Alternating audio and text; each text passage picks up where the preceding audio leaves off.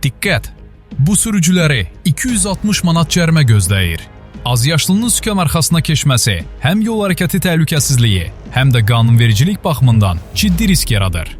Bəs belə hallarda qanun nə deyir və məsuliyyət kimin üzərinə düşür? Mövzu ilə bağlı hüquqşünas Tağı Hüseynov açıqlama verib. O bildirib ki, qanunvericiliyə əsasən azyaşlının nəqliyyat vasitəsi idarə etməsi ciddi qayda pozuntusu hesab olunur. Bu halda azyaşlı üçün nəzərdə tutulan 200 manat cərimə birbaşa onun özünə tətbiq edilmir. Çünki qanun azyaşlıya cərimə yazılmasına icazə vermir. Bu səbəbdən 200 manatlıq cərimə avtomobilin sahibi olan atasının adına rəsmiləşdirilir. Bundan əlavə, ata haqqında ayrıca 60 manat cərimə də tətbiq olunur. Nəticə olaraq, azyaşlının atasına ümumilikdə 260 manat cərimə yazılır. Hüquqşünas valideynlərə xəbərdarlıq edərək bildirib ki, bu cür halların qarşısını almaq üçün avtomobil açarları azyaşlıların sərəncamında saxlanılmamalıdır və onların sükan arxasına keçməsinə qəti şəkildə yol verilməməlidir.